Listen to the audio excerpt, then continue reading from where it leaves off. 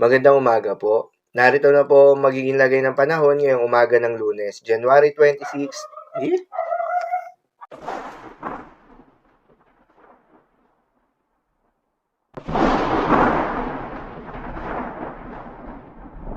Sa kasalukuyan na tayong sa pag-asa, shear line o yung banggaan ng malamig na northeast monsoon at mainit na easterlies ang patuloy na nakakaapekto sa may eastern section ng Visayas at Mindanao.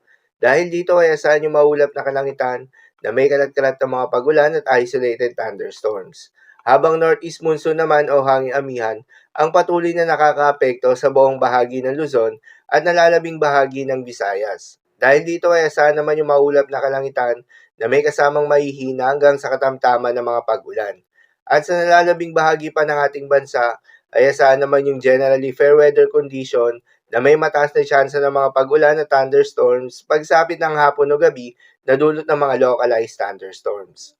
Samantala, yung binabantayan na low pressure area na dating si Bagyong Ada na nasa loob ng Philippine Area of Responsibility ay tuluyan ng nalusaw o nag-dissipate. Kaya naman sa ngayon ay walang binabantayan na anumang sama ng panahon, low pressure area o maging bagyo sa loob o malapit sa Philippine Area of Responsibility na maring makaapekto sa ating bansa.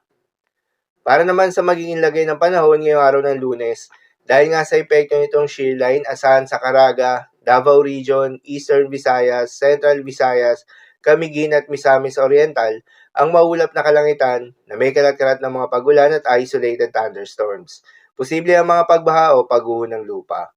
Due to moderate to at times heavy rains.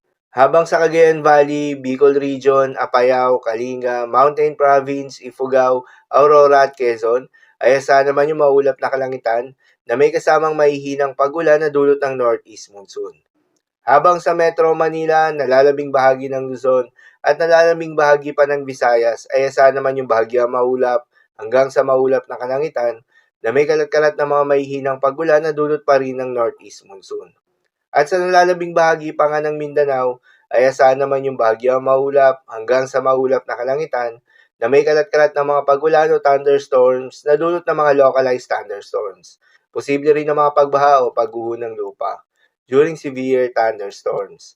Madalas, nabobo ang mga thunderstorms na ito tuwing hapon o gabi na nagtatagal ng 1 hanggang 2 oras. Kaya naman ingat sa mga posibleng banta ng pagbaha at pagguho ng lupa, lalong-lalo na sa mga lugar na inuulan na noong mga nakaraang araw pa.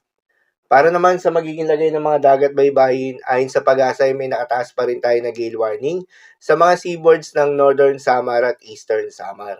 Kapag ganitong may gale warning, pinapayuhan ng ating mga kababayang mangingisda at yung may mga maliliit na sasakyang pandagat na huwag munang pumalaot sa mga nasabing seaboards dahil inaasahan yung maalon hanggang sa napakalon na karagatan. Iba yung pag-iingat naman sa mga papalaot sa nalalabing seaboards ng ating bansa dahil inaasahan naman yung katamtaman hanggang sa maalon na karagatan. So yun lang po para sa lagay ng panahon ngayong araw ng Lunes. Keep safe everyone.